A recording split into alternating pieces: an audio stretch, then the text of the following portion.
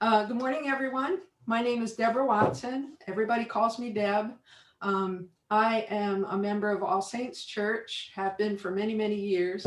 I've also been playing around with flowers for many, many years.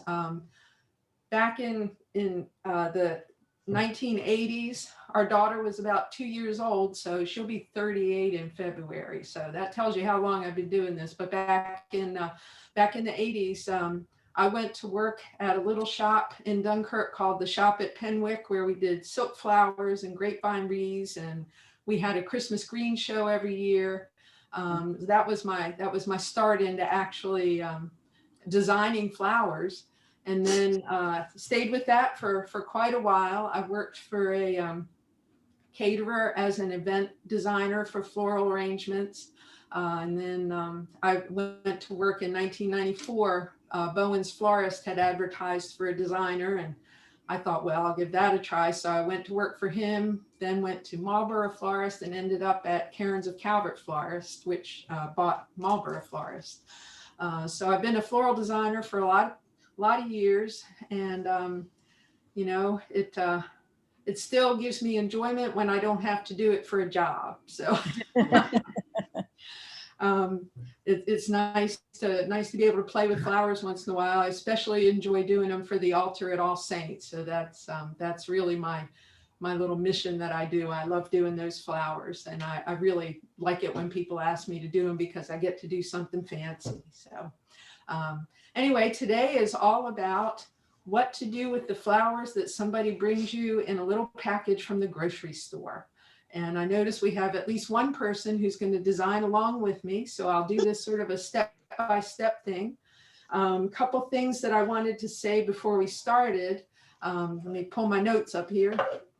I could tell you exactly how to put together one flower arrangement, but that wouldn't really give you a whole lot of knowledge for doing other and different things. So I'm just sort of going to make this a floral design 101, where I give you reasons for things that we do to put a flower arrangement together, and different tips on like how to tell if a rose is fresh, that sort of thing. So with all that said, let's get started. I have an assortment of vases here. Some of them are taller, some of them are shorter, some of them have a wider mouth, some of them have a skinnier mouth, but the basic idea for putting the arrangements together is pretty much the same for all of them. And the first thing that you want to do when you get one of those little packets of flowers, excuse me a minute. This was the first one that I chose. It's in pinks and greens, and I thought it was appropriate for Valentine's Day since that's coming up. So this one is the first one, and you'll notice when you get those packs of flowers, they have this little packet of flower food with them. This packet of flower food is meant to supply longevity to your flowers for a quart of water. So if you have something that has less than a quart of water in it, you don't want to use the whole thing. It'll be too much. And usually these are just a combination of chlorine and sugar, which makes your flowers last longer and stops them from decaying so quickly. So if you're going to add this to it, if you don't have a real large vase, you don't want to use the whole thing. Never would have thought of that. I happen to have some warm water here. I'm going to pour it into the vase. I feel like Ken at a baptism service here. And when you fill your vase up, if it has a neck, you want to fill it up to the neck. I filled the vase up to the neck. If it doesn't have a neck, you want to fill it to about an inch or so from the top. That quantity of water not only gives the flowers plenty to drink, it also stops them from decaying so fast. The more water there is, the less rapidly they'll decay. So anyway, you want to make sure that you fill your vase up to a nice height on the vase.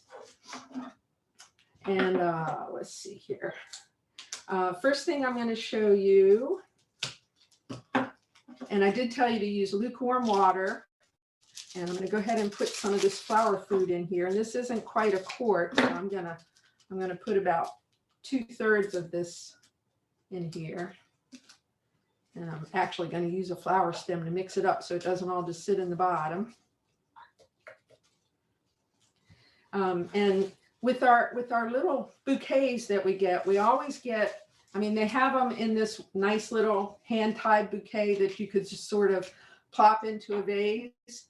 But the first thing you don't want to do is just plop this into a vase as it comes out of the wrapper.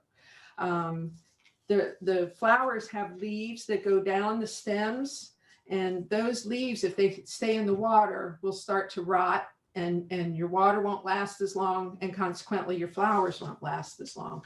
So you always want to separate out what you get in those packages. Now this one happens to have some Gerbera Daisies in it, and Gerbera Daisies tend to sort of flop down, and they also will follow the light very rapidly. So they have these things that are called Gerbera straws on them. You want to leave those on because they'll stop the heads from bending down. So we've got a couple of Gerbera Daisies here. We have some Alstroemeria Lilies. And one word about lilies: if you have cats, don't bring lilies into your house. Cats can die from the pollen from lilies. So don't bring lilies in your house if you have a cat. And cats are very attracted to them as well. My daughter's cat will climb up on top of the piano to get to a lily because they're just that attracted to them. So this one has, let's see, we have 6, 7, we have 8 stems, one very meager stem, but we have 8 stems of Alstroemeria Lilies. And as you see, I'm pulling off the leaves that are not very pretty. And also you don't want too many leaves, because the leaves, if you have too many leaves, it actually takes the strength away from the water and the strength away from the flower. So anyway, as I was saying about the lilies, don't bring lilies into your house if you have, and a lot of people don't know that these are lilies, but they are. This Alstroemeria lily is this Alstroemeria. Oops, sorry. There. This Alstroemeria lily has little stamens on it that will eventually get pollen on them, and so they are also dangerous for your cat. Anyway, we have about 8 stems of Alstroemeria lilies here. We have some chrysanthemums, and you can see how many leaves there are down on the base here of these, on the lower part of the stem on these chrysanthemums. All these little leaves will decompose in the water, so you want to make sure that you remove those. And Kathy, if you're designing with me, I hope you're removing leaves as we're talking. I'll go to gallery view so I can see everybody here. So we're I have a question about the warm water. Okay. Why do you have to use warm water? Can you use cold water, or what's the difference with the water? The flowers will drink the food and they will drink the water more readily if it's warm. It opens up the pores of the flowers more. So they and another thing to remember is if you're buying flowers, say for a dinner party or an event or something, buy them a day ahead. And put them in warm water. And I'll show you in a minute, I'll show you how to recut them so that they drink the most water. But that will give your flowers an extra longevity. It'll also help any that aren't open all the way to open up before you need them to look really pretty for your dinner party. So make sure you buy your flowers a day ahead if you're gonna use them for a special event. I'm still plucking off leaves here. And normally if I was working at a flower shop, this floor around me would be full of leaves, but I'm being very careful today because it's my floor. So the prep is actually one of the most important parts of designing flowers, because if your flowers aren't prepped properly and you don't take the time to do all this, they're just not going to last as long, and it's sort of a waste of money. So, and some of these chrysanthemums you can see have stems that are headless. So we're just going to snip those off because we don't want those to look ugly in our arrangement. So we're just going to sort of go through each one and find, you know, all the things that don't need to be in our arrangement that we want our company to see. Now, here we have a couple of things, a couple of stems of spray roses here. Spray roses grow with multiple flowers on each stem. The roses that you buy like in a dozen would be a single, you know, a single head per stem.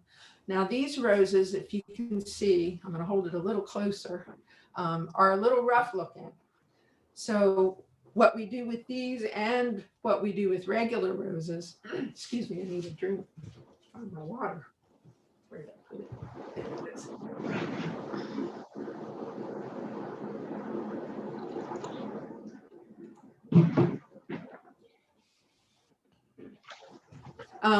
What you do is these outer petals, they call them guard petals, and they're left on the roses when they package them so that you can peel them back like this and take the sort of nasty looking petals off, and that leaves you with just the pretty petals.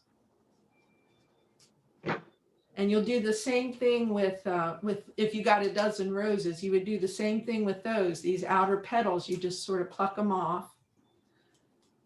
And you can see the difference. I don't know if I can get close enough. You can see the difference in this one and this one. See how this has all those brown petals? You want to make sure that you pluck those little brown petals back. Another way to tell if a rose is fresh, say you go into a grocery store and you see all these beautiful colors of roses, and some of them are wide open. They're, you know, just so pretty. Well, those roses are not going to last as long once you get them home. The way to tell if a rose is fresh is you squeeze it right down here near the base of it. If it feels soft, that means it's not going to last very long. If it's like this one and it feels hard and it hardly gives when you touch it, that means that that rose will take its time opening and it will last much longer. So always make sure that you don't go unless it's something that you're just going to use for one day and you want them to open quickly and you want them to be there. Like if I was going to buy roses to put on the altar at church, I would I'd get the roses that were going to last a little longer so that they would take their time opening. But if it was something that was just a one-day thing, like I wanted them for a wedding and I wanted a nice full arrangement, then I'd opt for the roses that are a little more open. So, but this is a little bit of a time-consuming thing, but it's actually worth it because your arrangement will look much prettier. And to pluck these rose petals off, you just sort of grab them and just pull. You sort of put your fingers together and pull, and they are really easy to come off. I purposely got an arrangement that had roses in it just so I could show you how to do this, because these are a lot of people don't know that you can do this, that you can actually, you know, pluck the petals back to give you a prettier rose. Almost finished with this one. So does anybody have any questions so far? Every once in a while, we'll you know, when we used to go to Bowie often to up to the grocery store up there, down at the intersection of Route 450 and 301, there's always somebody there waving, you know, their thing of roses, and you know, for you can get these roses, so you get a dozen roses for $10 or whatever, and they're always wide open, you know, and they're very soft, and they've sat out in the sun all day in a bucket in front of their truck. Don't buy those roses. I have a question. Did you say with the dozen roses, you should also pluck off what you're doing? Yep. In fact, let me. Never knew that. Yeah. Even if it's a single rose on a single stem, when the growers ship those roses, they leave the outer petals on purposely so that it protects the rose. So when Okay. you get them, you need to take those guard petals off. And it does two things. It makes the rose look prettier, and it also helps it to open up a little faster. Thank you. So like when we use roses in a flower shop, we would not pluck the guard petals off until we were ready to use the rose and put it into an arrangement, because if we did, it would start to open more readily. So you have to make sure that you don't you only do this when you're ready to use the rose in an arrangement. I've gotten roses that if they just flopped over and never opened, so maybe that will correct that. No, that wouldn't have anything to do with that. There's another thing about roses that if they're not cut properly and put into water within a certain length of time, I think it's like 40 seconds.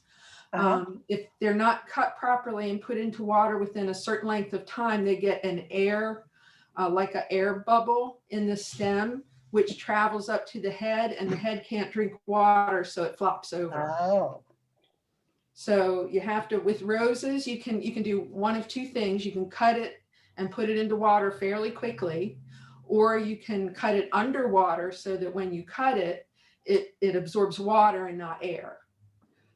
That's a peculiar thing about roses. It doesn't, like things like these chrysanthemums, these could sit out all day and it wouldn't hurt them. They're just a very, very hardy, very sturdy flower, so it wouldn't hurt those at all. But roses are very particular as far as being cut and put into water. thank you. That's great to know. Yeah, you have to, and in just a second, I'm going to show you how to cut these roses and what to do with them. One thing I want to show you before we do this, and one thing I forgot to tell you to have on hand if you had a wide mouth vase, but I'm hoping you don't have a wide mouth vase.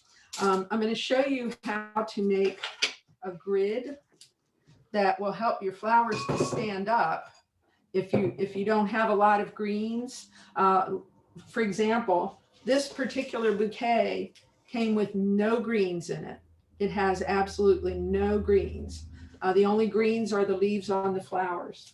But if I were buying this for myself, I would buy an extra package of greens, because I saw that there were no greens in this bunch of flowers, because it would have, no collar. It wouldn't have anything, to dress it up a little bit. But what you can do if you do get a bunch of flowers like that is you can make a grid with tape on your vase. And I don't know if you can see that or not. Can you see where I put that tape?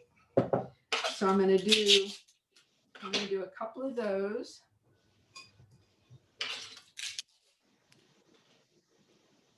I'll just do one across here. And what this does is it gives you a framework to help hold your flowers up in place, so they don't just sort of, as soon as you put one in, it flops over, and you don't know how to hold it up while you're putting all the other flowers in. But anyway, that's what I do. That grid, especially if you have like a wide mouth bowl or something, something like this. If I were just going to put water in here and just have it be a vase, then I would do a grid on here to help hold those in place. Another way to do a grid, which I will show you, and I got, okay, this is called salal. A lot of people call it lemon leaf. I have some of this. I got some of that extra.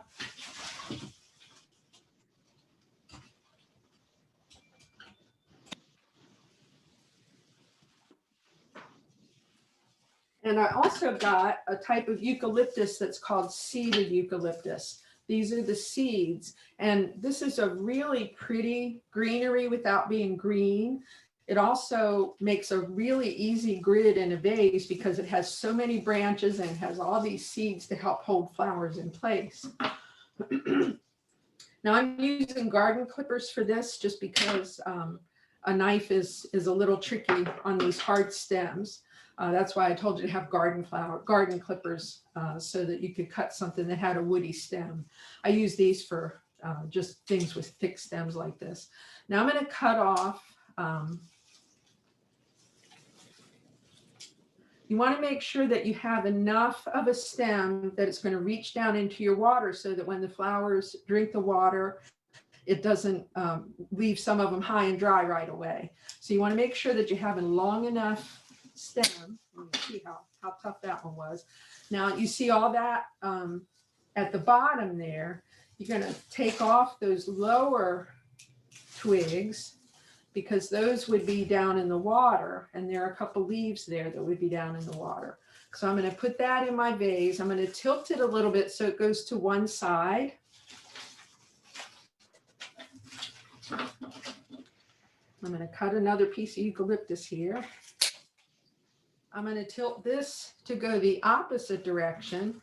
So it's making a crisscross kind of thing. So it's kind of doing what the tape does here, except it's doing it with the stems of the eucalyptus.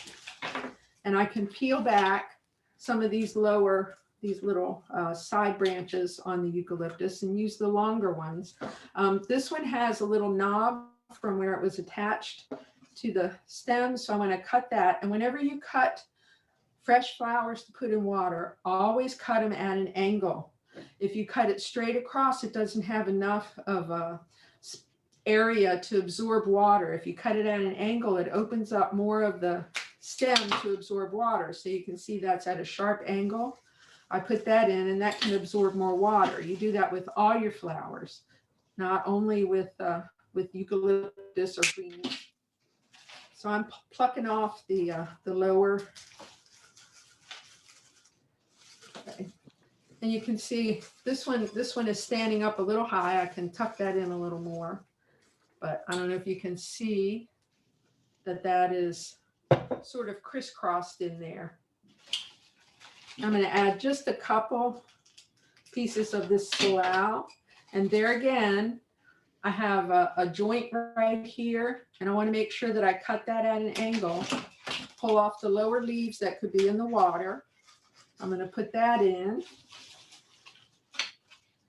Another cut it, and I usually try when I cut greenery and things like that, I usually try to cut it near a joint. That way I have more other stems to use. If I cut it too short, or if I cut it, cut it into too many small pieces, then I end up with fewer greens to actually use in my arrangement. And as you see, and I know you can't see it on this board because it's too far away, but whenever you're designing flowers in a vase or, as a centerpiece, one thing to remember is that there's an invisible point in the bottom that you all want all your stems to go toward. You don't want to stand all your flowers up straight. If you do, then all you see is the underside of the flowers. So your flowers always go in at an angle, and there's an invisible point right down here that you're aiming all your stems at. And it's the same with if you were doing something with oasis, if you were doing a table centerpiece or something, it works the exact same way.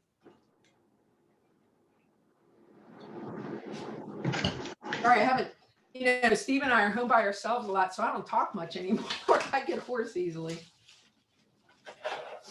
What we're doing today is an all-around arrangement.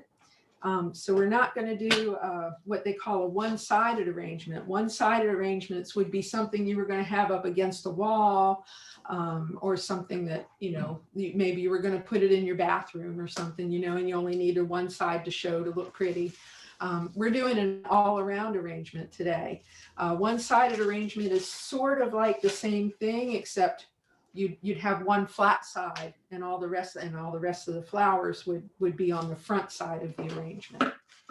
So what we're going to do now, usually when you get these bunches of flowers, there are what they call main flowers, and then there are other flowers that are sort of filler flowers. The main flowers in this arrangement that I got are these Gerbera Daisies, and the roses. Those are like the primary, you know, showy flowers that are in here. And the first thing that I will do now that I've got my framework sort of done here, I'm going to put one more piece of salal in here. I see a sort of a hole.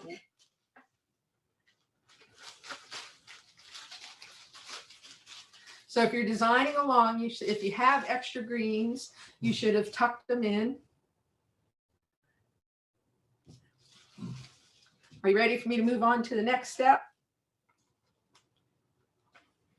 And if you're muted, unmute so I can hear you. Yes. Okay. Absolutely. Yes. Yes, All definitely. right.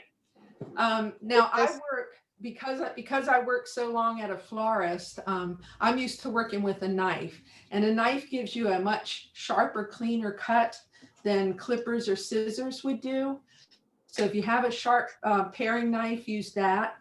Now, usually the arrangement for a vase is not taller than 2 times the height of the vase. In this case, these Gerbera Daisies are just about twice the size of the vase, which is acceptable. So we'll use the Gerbera Daisy will be our center flower, and it'll be the main flower. So what I'm going to do, and always when you're cutting a flower at the base, you want to cut off at least 1 inch, because that will expose the fresh stem that hasn't absorbed water already. So you want to make sure that you cut it at an angle. I don't know if you can see that. It's very, looks like a pen point. It's very sharp. And that'll be my flower. You see how that stands up because I did that grid with the greenery. Deb, what was the proportion that you said before you started putting your flower in? I didn't catch that. I went by too fast. The top of the arrangement usually, I mean, unless it's a very stylized arrangement, if you're doing a vase arrangement like this, you don't want it to be more than like 1.5 times the height of the vase. Okay, thanks. So, you know, if I were to put this flower way up here with this little low vase, it wouldn't really be very attractive. It would, you know, look out of proportion to the size of the container. So, but you can see how that just stands up, and all I did was crisscross those greens in there. Mm-hmm. Now, what we're going to do is we're going to work around that center flower, and we're going to work down as we work around. So the flowers that are going to go in around it are going to go in at angles, and they're going to be shorter. You don't want them all to be the same height, or it'll just stand out and you won't see the tops of the flowers. You'll see the undersides. So this next Gerbera Daisy, I'm going to put just a little bit off center to the one that's there. And I usually, I can eyeball it because I've done it so long. But if you need to eyeball it, you can hold it up to what you have there and then make your cut. And if it's still a little too long, you can, yeah, see that's still a little too long, then you can recut it and put it back in. Now see how that's going to give me a nice arc shape as we go around the arrangement. And since I only have 2 Gerbera Daisies in this, another thing to remember is that odd numbers are more pleasing to the eye. So only having 2 Gerbera Daisies and 2 roses is a little bit awkward as far as, you know, sort of the rules of design, but we're going to make the best with what we have because this is what we got from the grocery store. So our next flower that we're going to add is our other main flower, which are these pretty little spray roses. And this one doesn't need to be cut off very much, but I'm also, and you can see how I grab this knife and I hold my thumb so that I'm not going to cut my thumb, but I'm going to pull my hand down when I cut it like that so that the stem goes away. I don't care about the stem falling off.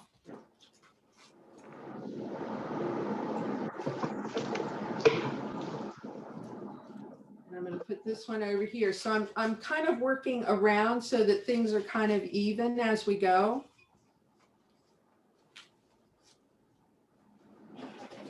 And then the next flower, so what you're doing is you're working from larger to smaller. So the next flower that I would put in area-wise these chrysanthemums are larger than the Alstroemeria lilies because they have a bigger, even though they're a small flower, they have a bigger, you know, sort of facade to them. So they're a little bigger. So I'm going to put those in next.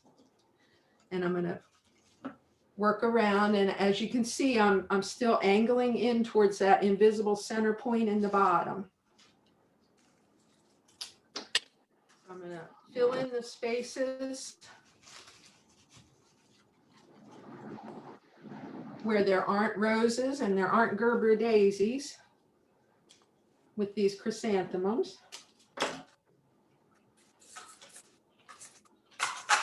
And these are going to be all pretty much the same height when you cut them.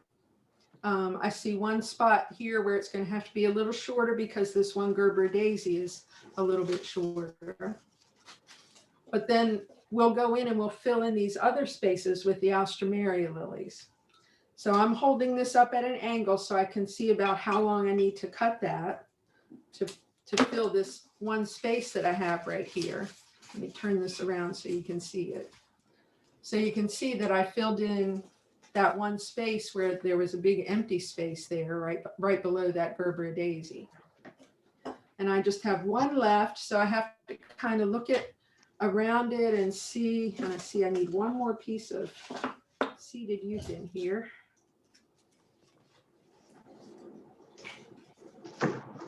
Yeah, as you go, you'll notice where you have what we call holes.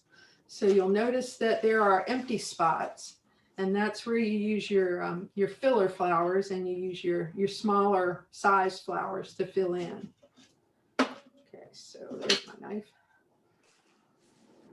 And this one I think needs to go near the top because we have sort of a hole right here. We have a hole right here between this Gerbera daisy and this rose. In fact, this rose could be a little shorter. Whenever you take a rose out of water, before you put it back in water, always cut it. If you don't, you could still get that air hole, that air bubble in the stem. So always recut a rose before you reinsert it into an arrangement.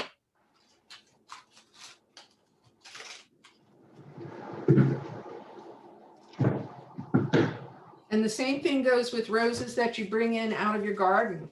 You want to make sure that you recut those before you put them, when you cut them when you bring them in, before you put them into water. After you've cut them in the garden, that stem will have dried up a little bit.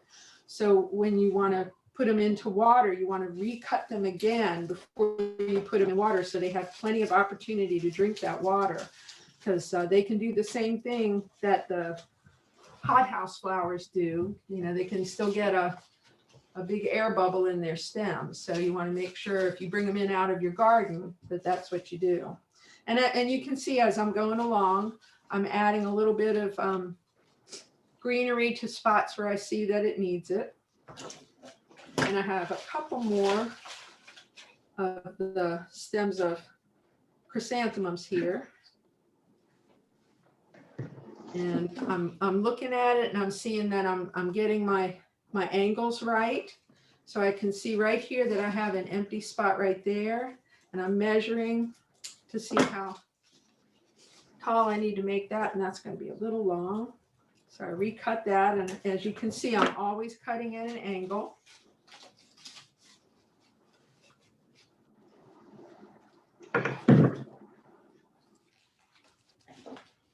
And I have one left, and I'm going to look around here and see. Look, this one's a little long.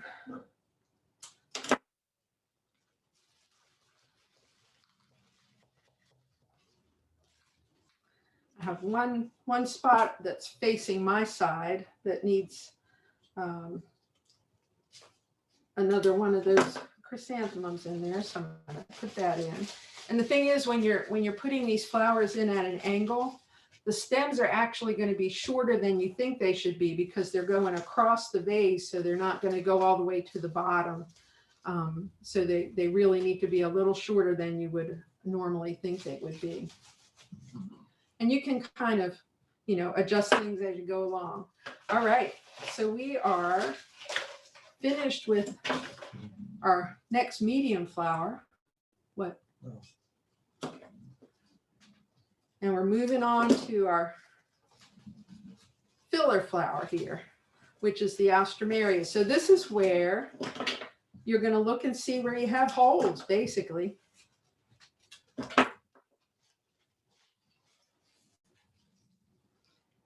And you're aiming for a nice conical shape. You want to make sure that you don't have, you know, a couple of them sticking way out far. As you can see, I'm making a nice rounded shape on top. And I'm tucking these in at the bottom first, and then I'll fill in empty spaces that I see, like right here. There's a space right there that needs something.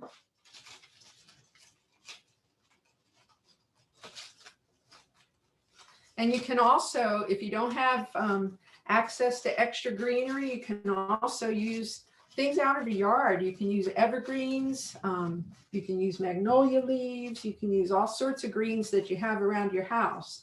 Doesn't have to be something that you purchase. I just lost the head. Anybody have any questions so far? This is what I would call a garden-y arrangement. I do And have a, it's really popular. how can you use the floral foam, the green foam? I'm going to show you that in just 1 minute. Okay, great. And I have I'm a going to show you question. that as soon as I finish tucking these in and call this one finished. That's Deb, I have a- exactly I what have a we're going to do. I have a question on your other vase that you didn't use that has the tape on it. Once you've done the arrangement in that, you then take the tape off, or do you leave the tape there? No, it just stays in place. Okay, 'cause it's hidden enough, I guess, by all the greens. Yeah, it's just a part of the mechanics that holds it all together. Okay, thanks. Yeah, and Deb, Mhm. this is Cheryl. At some point along the way, would you comment on the kind of colors that go well together in a bouquet, depending on, of course, what effect you want? There are different schools of thought on that. I like all different colors together. These days, what they call monochromatic arrangements are very popular, like all whites or all yellows, or, you know, whatever color you choose. Monochromatic are very popular. A lot of people use, you know, hydrangeas and things and lilies, and they'll do an all white arrangement, but I like them all. So I don't have any partiality to one way or the other. But anyway, I'm going to call this one done because we need to move along. There are a couple spots here where I can pull out a flower just to make it stand out a little more. This vase, unfortunately, does have a fairly narrow neck, so the flowers aren't as graceful as I would like them to be. But here you can see there's our first arrangement done with one bunch from a grocery store. And those of you who are doing it at home, did you feel successful? Yours is beautiful. I need more practice, but the tips were really helpful. Here it is. I Nice. needed more flowers. I needed a few more flowers. Well, I think you have enough flowers. Maybe some of them just need to be a little shorter and tucked in Okay. a little more. I'll play with it later a little bit. Yeah. But it looks much better than my usual dumping them in the vase. I think mine turned out okay. Deb, what do you think? Oh, Oh, pretty. Yeah. Oh, very. Well, I'm glad some people joined in with me. Now I'm going to show you what to do with Oasis. Is everybody familiar with the Oasis, the floral foam that you use? yes, we are. You get floral arrangements all the time from the florists that have Oasis in them. Now I have a bucket of warm water here. Oasis is another thing that benefits from using warm water. I'm going to use this container. And first thing I'm going to do is measure to see what will fit in there. And I think this one I just need to, because the Oasis needs to be up above the lip a little bit, so I can go underneath to tuck in some leaves and things underneath. I'm measuring to see how high it needs to be. Now, one thing to remember with Oasis, actually two things. One thing to remember with Oasis. So I cut that, and that's just going to sit right in there. When it gets wet, it'll have more weight, so it'll stay put. With Oasis, first thing to remember, never, never, never shove it down into the water. Just let it absorb the water all by itself. If you shove it in the water, it'll get an air bubble in the middle, and wherever your flower stem hits that dry air bubble, it won't drink water. So just let the Oasis absorb the water all by itself. It only takes about a minute. They used to call it instant Oasis. So it only takes, you know, a very, very short, see that's heavy already. That's already absorbed the water. I'm going to put that in here. Now, if I was doing this at a florist, I would put tape across here to hold this in place because they'd be taking it out to deliver it, you know, to somebody's house or whatever. This could actually use a little bit of stability. So if I was going to carry this somewhere, so I'm going to cut another little piece. I'm going to drop it in the water and let that soak up.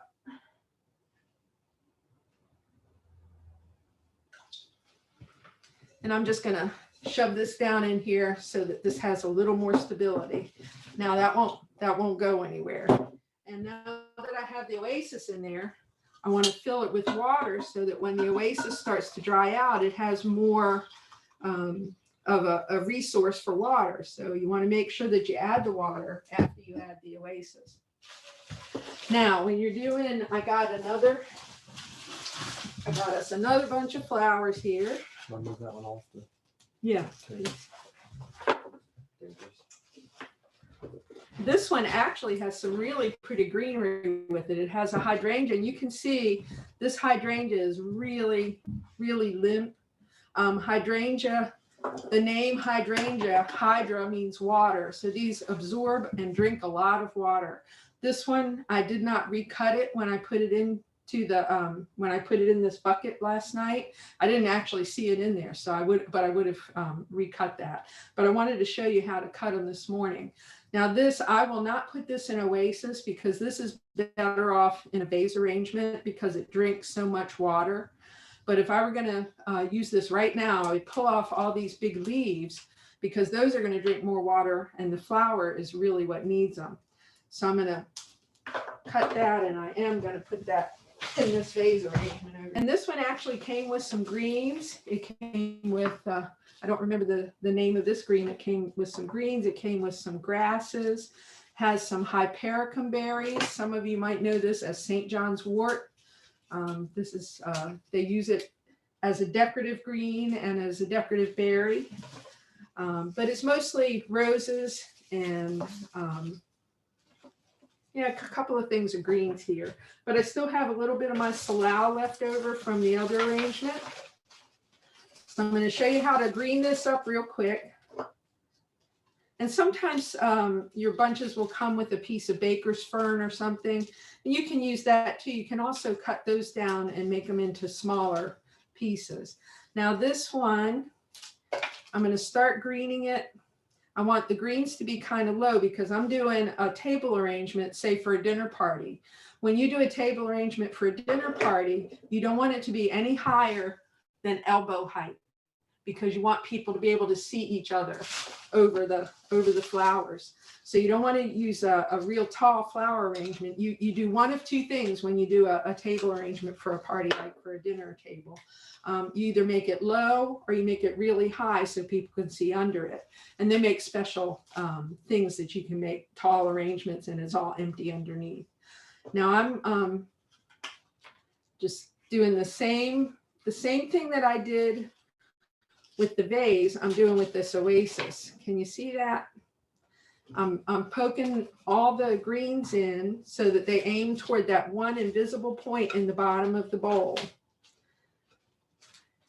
And I'm going around the edge with the stems pointing a little bit upward, but I don't want them to poke through the top of the Oasis. So I'm being very careful about how I put that in.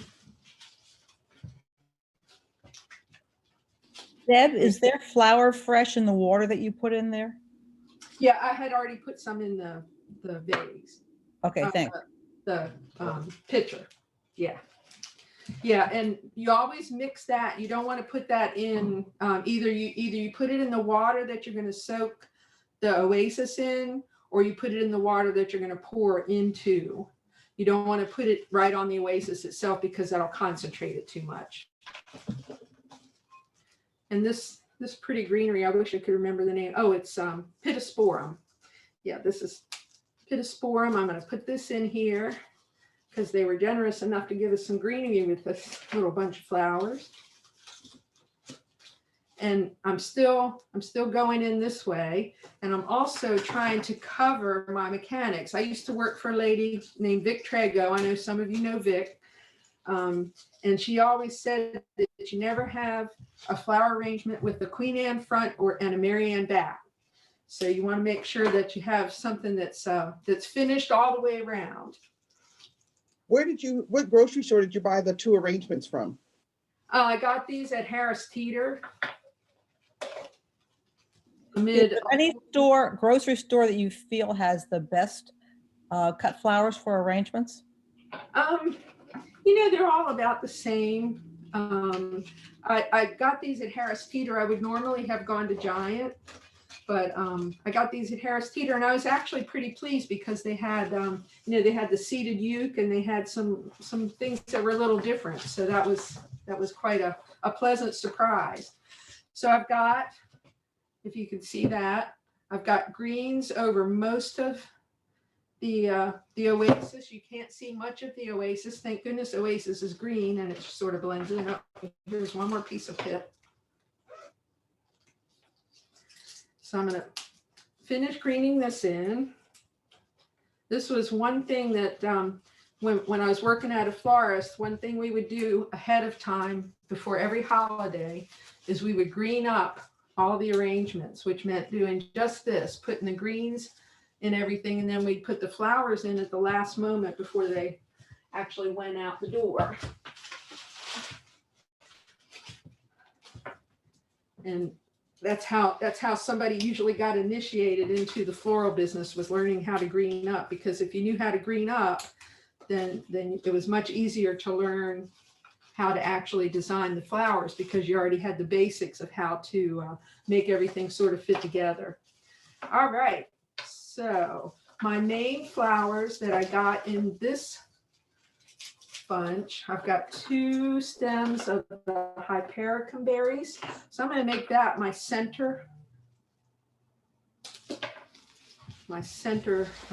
flower in this, because it's got a nice little point to it, and you want to keep that in mind too. If something is taller and spikier, you want that to be more towards the center. When I'm pushing this into the oasis, I'm pushing it in about an inch or 2. Sometimes it's, you can get it in a little further, but you want to make sure that you don't go all the way through the oasis, because then if the water evaporates or dries up, then the flowers have nothing to drink. So you want to make sure that they stay in the wet oasis. So the next flower I'm going to add is these roses, and I'm going to show you something about this. Okay, so this rose, I've got a hypericum here, I have one here, so I'm going to put a rose over here because I only have 3 stems of those. So I'm going to put a rose over here to balance this one, and I have to cut that off a little shorter. Now I'm going to put this in, and suppose, and there again, I'm pulling off these guard petals. I'm not going to waste a lot of time doing that right now, but to do that. So I've got 1, 2, 3. I've got a nice little beginning to my centerpiece here. Now this stem of spray roses has really long lateral stems on the sides. So I can use that as a single rose. So I can sort of bring that orange around. I want to make sure that my color goes all the way around. And I'm cutting this at an angle. Now, if I put this rose in and I say, oh, I put that in too far, I can't just pull that back out and leave it. If I put that in and it's not, exactly the length that I wanted, if I wanted it longer, I have to not use that rose there. If I pull that back out and just leave it like that, that leaves an air hole in the oasis, and it cannot drink water. So I have to take that rose completely out, recut it, and reinsert it. So if you pull a rose out, you don't pull it back out. If you put a rose in, you don't pull it back out without recutting it. You have to take it out completely and recut it. Now I'm breaking off the bottom stems or the bottom leaves, just like I did before. And I don't know if you can see. Now, when I put that in, I felt a little bit of give. That stem broke. That rose will not drink water again from where that break is. So I'm going to cut that real short, and I'll just tuck that in at the base. It's good that these things are happening because they're not things I would think to tell you otherwise. There are lots of different styles of arrangements. There are contemporary arrangements, which are more minimalist. They're the casual gardeny type, which is kind of what I'm doing here. There are ones that are called botanicals, where it looks like flowers are planted in a garden, so to speak. And then there are parallel arrangements where you see flowers all straight up and down.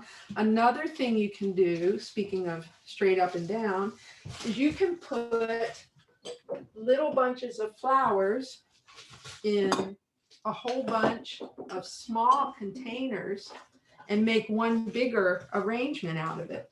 So I could put like 2 stems of Alstroemeria in here and a couple roses in here and maybe some daisies or something in there and group those together. And I've got an instant arrangement without a whole lot of trouble and without having to go to all this trouble of, okay, now, if you can see that one rose, do you see how wide open that is? You can see the whole inside center of the rose. That one's not going to last as long as the rest of them. This one little rose right here is hard. This one just squeezes. It's very soft. So that means that's not going to last very long. And here's another one that's just a single stem. And as you can see, I'm working around. I'm just going all the way around the arrangement to make sure that I get my color spaced evenly. And here's another stem that's missing a flower. So I'm just going to pull those off. I'm still taking off the greenery, even though it's not going in a vase, because that'll stop it from going into the oasis all the way. So you want to make sure that you do that. And then I'm just going to fill in these little daisy mums are going to be my filler flowers. Now I'm going to not have these all at the same height because I want a little bit of variety. Another trick that I'll show you, daisies have a unique capability.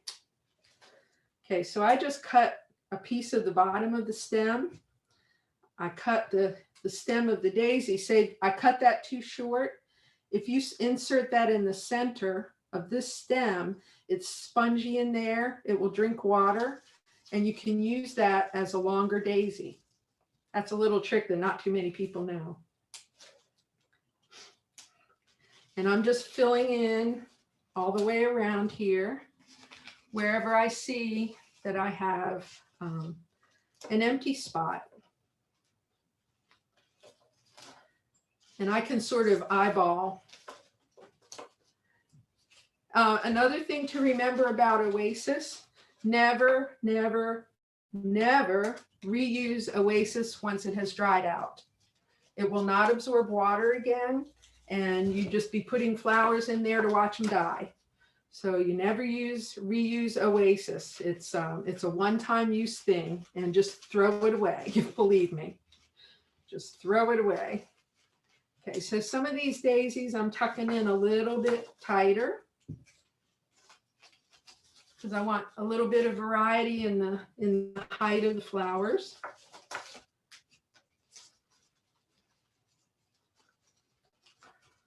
And it worked out well that I had this container because these colors look it's got purple and orange on the front, and I didn't even know that when I bought these yesterday.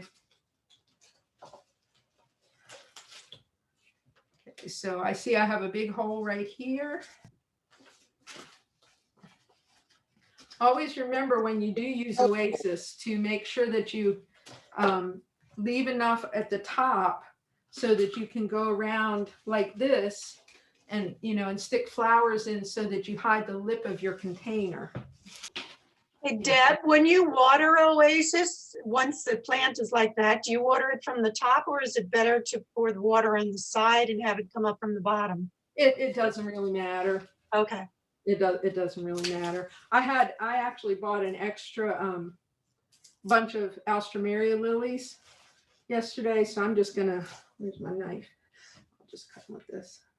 So I'm just gonna stick a couple of these in just so I can call this finished. And if anyone has any questions, please feel free to ask. I know we're going to run about 5 minutes over but we started 5 minutes late. So feel free to ask questions. So I'm just, and remember when your automatic thing to do when you pull a flower out of a bunch before you put it into the arrangement is to pull the leaves off. And pull the extra leaves off because they'll take all the strength away from your flower.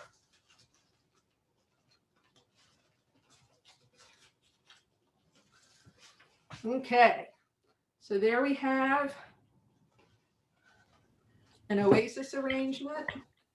That is beautiful. Quite finished, you know, it's a 15-minute arrangement. And if I were going to keep working on it, I would stick in some seeded eucalyptus here just to make it look a little fuller. Fortunately, like I say, I was really happy that they had this at Harris Teeter yesterday.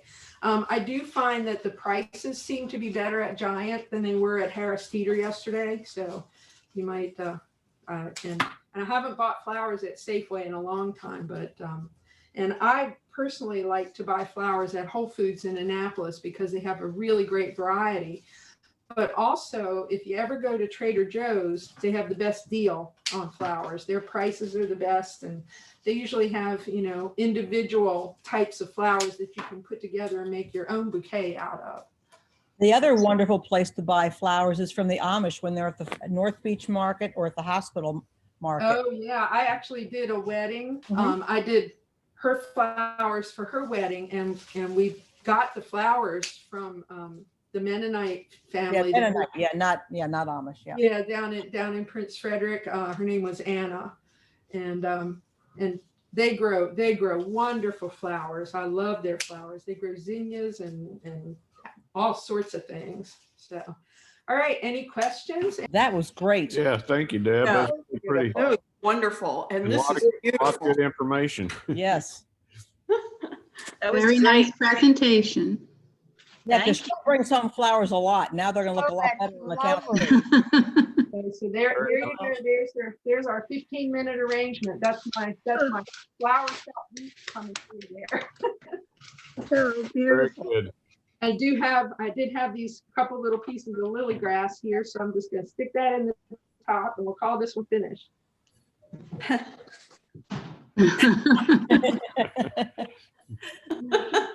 Now it's waving to us. Yeah, there's more than one. Usually I like to have a couple, but She put a, oh, here we go. Here's the other one.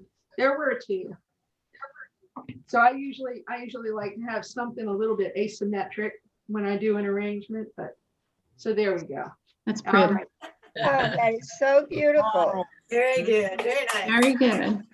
Well, thank you all for Thank you so Thank you.